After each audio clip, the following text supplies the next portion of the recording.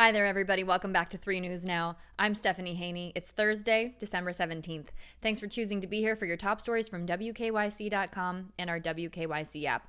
We start off with an update out of Governor Mike DeWine's usual Thursday press conference. He spoke today about how one county in Ohio is now at the purple level 4 alert under the public health advisory system.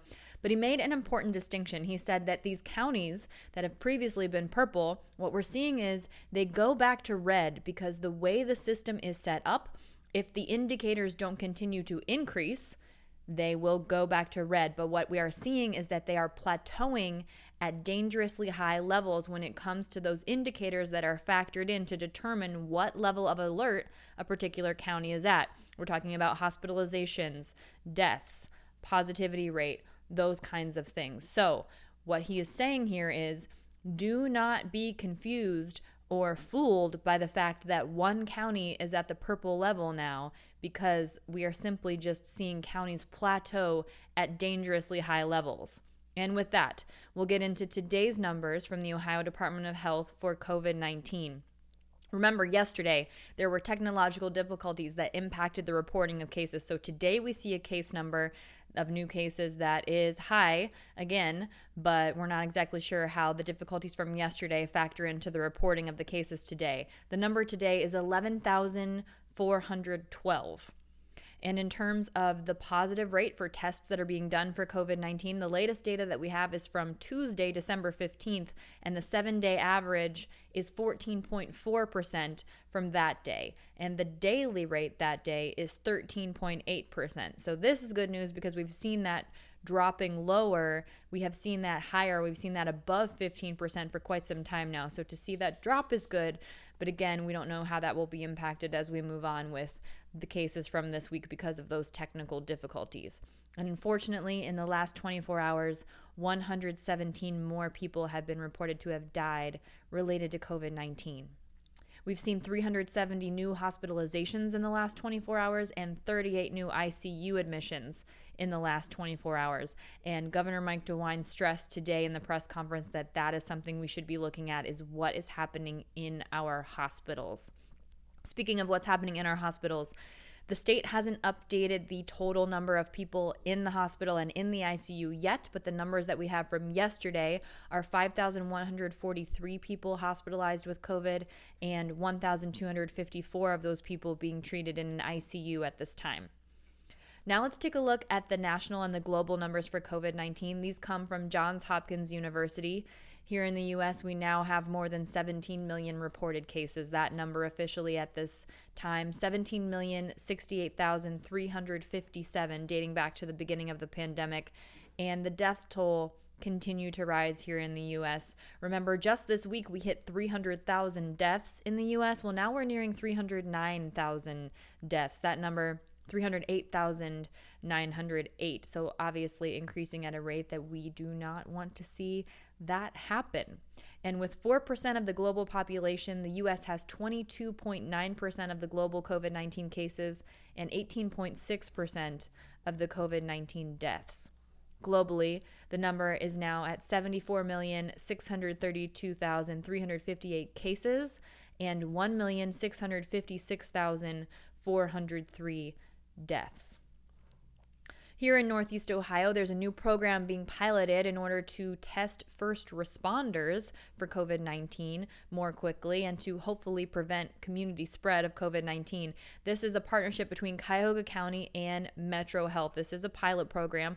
The goal here is to test paramedics, police officers, and other first responders before they begin work. MetroHealth CEO and President Akram Boutros said that this will help limit the spread of COVID in the community, and the county will be using about $2.4 million from U.S. CARES Act funding to purchase the testing supplies and equipment for this. Yesterday, news broke that the estranged wife of former Cleveland Indians shortstop Omar Vizquel had alleged violence against him, domestic violence. Well, he is now responding to those claims, denying that any violence ever took place. The allegations came forward in an interview for The Athletic. Blanca Vizquel, the estranged wife of Omar Vizquel, talked about several incidents that she alleged where domestic and emotional abuse occurred over a period of 10 years, and that ended just this year in August when she left Omar Vizquel and headed to a women's shelter before filing for divorce. Here's what Blanca said in the interview. She said, "It's devastating because the person you love is supposed to protect you, and when he's the one hurting you, it's like slow motion, and you're scared, and then the police are there, and you know you can't take it back." Well, Omar Vizquel responded to that in a Twitter post on Wednesday evening. It was a 2-page response. He said, in part, "Let me be clear and unequivocal. I have never hit or been violent towards my wife, Blanca. Any accusation to the contrary is false." However, from Blanca's side of the story, it was in August of this year that she left the home that she shared with Omar Vizquel. She reportedly left while he was sleeping and drove 10 hours to a shelter in Texas and began divorce proceedings that week. Blanca also told The Athletic that threats had been made against her by fans after she spoke about some of the allegations in an Instagram live video in October, and she claimed that people have accused her of trying to, quote, destroy Omar and his career. Well, Blanca's response to that was this. She said, "What he did was his choice, and it wasn't mine. If that's going to destroy him, I'm sorry. That's not my intention." Of course, as I said, Omar Vizquel has denied these allegations, and now they will have to play out in a court of law as those divorce proceedings are underway between Omar and Blanca Vizquel.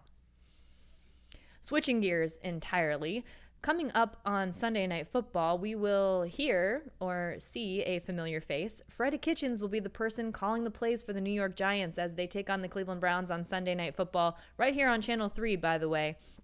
Here's how that happened. Offensive coordinator Jason Garrett tested positive for COVID-19. So let's take a little walk down memory lane about how Freddie Kitchens ended up working for the New York Giants.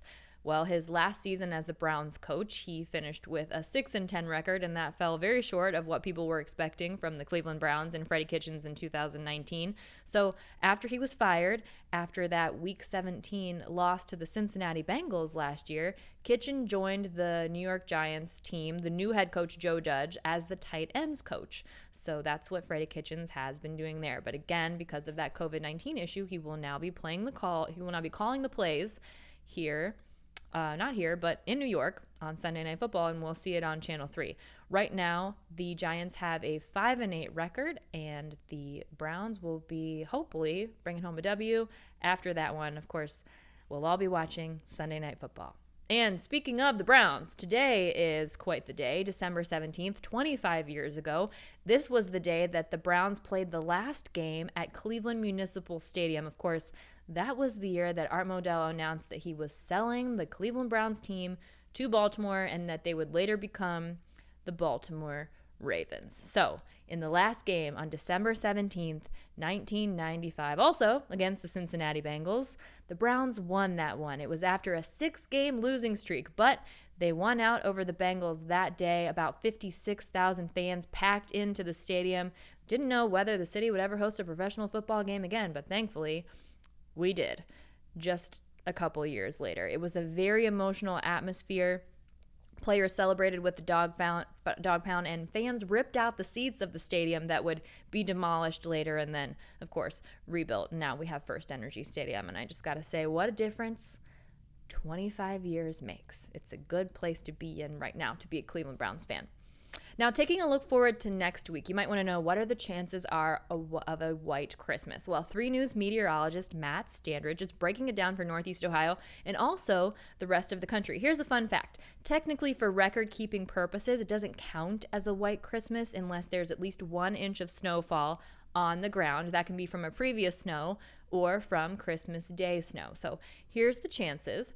He has split the chances on WKYC.com between old snow and new snow. He says that much of the country will be dry on Christmas Day with lots of cold air spilling in from Canada, and that we can thank a cold front on Christmas Eve for that. But there might be some leftover snow showers from that cold front, along with lake effect snow for the Great Lakes and possibly the Appalachians. So the Great Lakes region, that's us here in Ohio. We are going to see a sharp cold front swing through a day or two before Christmas. So this will be a transition from rain to snow, possibly. possibly, and leftover scattered snow showers will be possible lingering into Christmas Day, which could make for a white Christmas for some people, especially in the typical snowbelt regions for all of the 5 Great Lakes. And yes, that does include Lake Erie right here on the edge of Cleveland. So there you have it. If you want to read more about that, you can check that out on WKYC.com and our WKYC app. That's it for your 3 News Now update for Thursday, December 17th. I will see you next up on What's New with your Trending Stories segment in Clicking in Cleveland. Also, I have a Legally Speaking story for you today about some cold weather laws that could cost you. So you want to pay attention to that. And here's another reminder, if you haven't already done so, you can subscribe to the 3 News Now with Stephanie Haney podcast and also the 3 Things to Know with Stephanie Haney podcast. And this week we are talking about dating in a pandemic. So make sure you check that out. Just search for 3 Things to Know with Stephanie Haney on your favorite podcast platform. You'll find it right there. All right, that's it today. I'll see you back here tomorrow. Everyone have a great afternoon. Stay safe and be well. I'm Stephanie Haney.